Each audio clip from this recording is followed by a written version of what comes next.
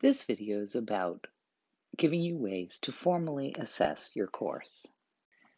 So the semester is over, the students have gone, and you're thinking about your summer plans. But there are things about your course that didn't necessarily go the way you wanted to.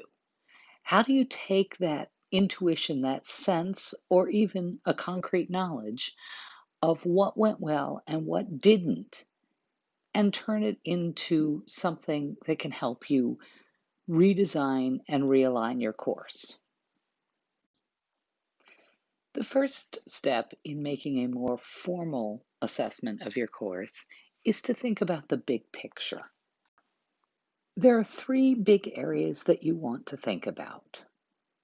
Did you have the right types of outcomes?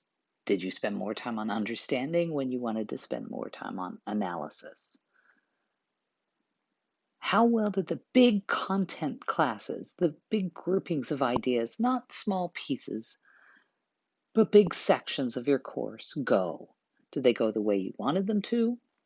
Were there problems? Which ones went well, which ones did not? And how did your assessments work out for you? Was the form of assessment you used one that gave you the answers that you wanted to have about what students know and don't know? Did they focus on understanding when you wanted to focus on analysis, or vice versa? Think about these big picture things first, and that gives you some areas to start your deeper inquiry. So once you have the bigger areas that you want to start looking at more in depth, there are three questions that I recommend you ask yourself. They're in a particular order on the slide because I had to put an order in this slide, but you may find that asking them in different orders works better for what you're looking at. So ask yourself, are your students meeting your outcomes? And if they're not, then can you look at them, cover them, use different materials or techniques to convey the material to your student? In other words, if they're not, you want to look at rethinking or redesigning how you present the material. Did you think about your class and realize that you left material out that you wanted to cover, or concepts or techniques? Then you want to look at your student learning outcomes and make sure that they're designed in such a way that they are directed at what is important to you in the course, what you value, what you want students to be able to do at the end of the semester. And so ask yourself, once you look at those, are you missing any important skills or concepts or knowledge?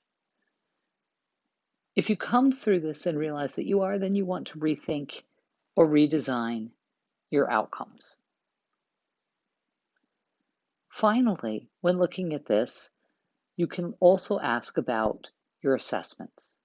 Do you feel like you're getting the information from your assessments about what you want students to know? Or are you getting information that doesn't quite give you the answer to that question? So you want to think about going back to the Bloom's taxonomy and asking what you're asking them to demonstrate. And is that in alignment with what you want them to demonstrate? In which case, you may want to rethink or redesign your assessments. So here are some questions you might ask yourself for each one of those possibilities. When you're thinking about your material, you're really thinking about how well you've pointed it to what you want students to get at.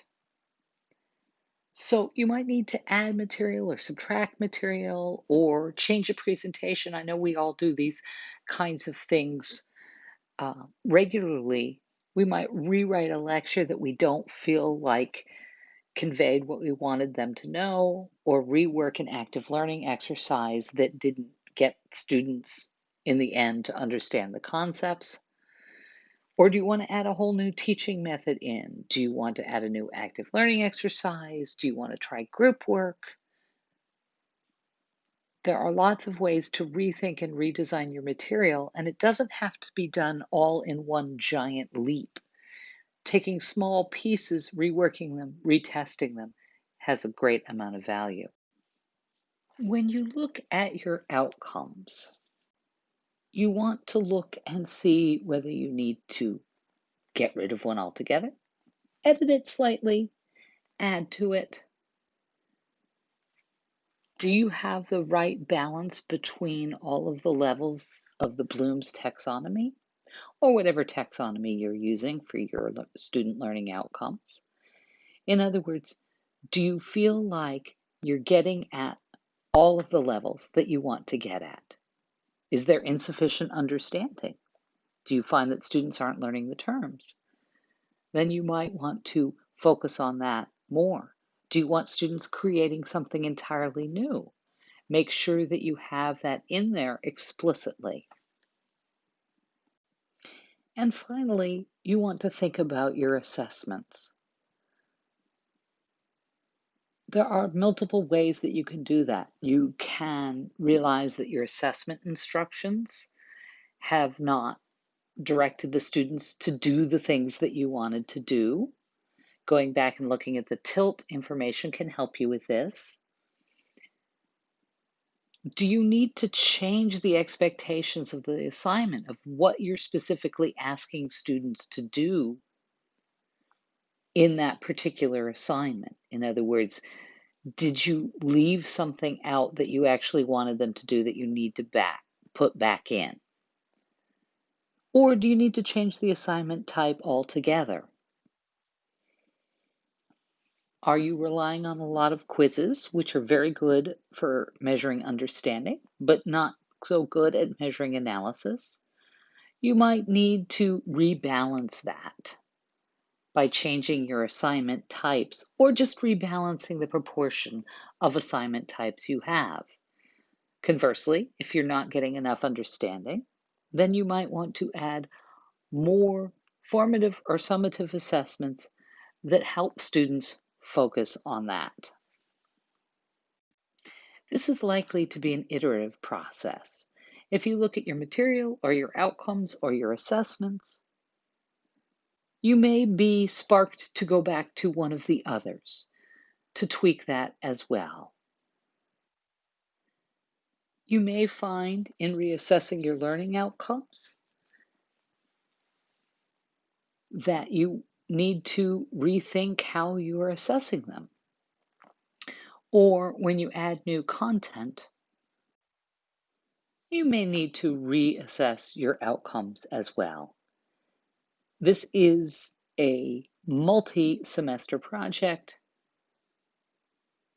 and you will find that doing a little bit of this at the end of each semester will help you move your course over time to where you want it to be. I have to admit, I've never finished this process with any class that I have for multiple reasons, not least of which each class is different. So every time I tweak one thing, I find a new thing that I didn't know about. Don't let this discourage you from stopping and thinking about your course and how it meets your goals for what students are going to be able to demonstrate at the end. As always, if you have any more questions or want to learn more about this topic, feel free to email us at moodlehelp@berkshirecc.edu.